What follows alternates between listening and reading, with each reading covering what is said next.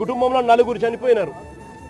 చనిపోయి ఏదో ముఖస్థుతి కోసం అది జగన్ వస్తున్నాడు అని చెప్పి తెలిసి 25 లక్షల రూపాయలు 25 లక్షల రూపాయలు ఇచ్చే కార్యక్రమం, ఒక ఉద్యోగం ఇచ్చే కార్యక్రమం చెప్తా ఉన్నారు.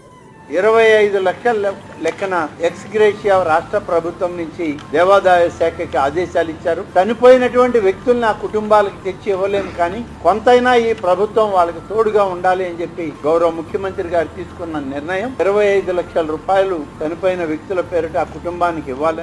ఇదే కుటుంబానికి నేను భరోసా ఇచ్చి చెప్తా ఉన్నా. ఇంతకు ముందు ఏదైనా కూడా ప్రభుత్వం అన్నది ప్రజలకు తోడుగా ఉండాలి, ప్రభుత్వం అన్నది ప్రజలకు భరోసా ఇచ్చే విధంగా ఉండాలి.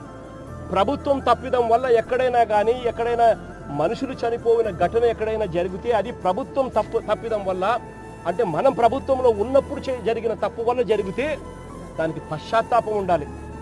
ఆ పశ్చాత్తాపానికి ఆ కుటుంబానికి మనం ఏమిస్తున్నాము అని చెప్పి మానవతా దృక్పథంతో ఆలోచన చేయాలి. ఇలాంటి ఘటన ఇంతకుముందు విశాఖపట్నంలో జరిగితే, ఇలాంటి ఇంచుమించు ఘటన జరిగితే గ్యాస్ ఎల్జీ పాలిమర్స్లో ఇలాంటి ఘటన జరిగితే అప్పట్లో జగన్ అనే వ్యక్తి ముఖ్యమంత్రిగా ఉన్నప్పుడు ఎంత ఇచ్చాడో తెలుసా?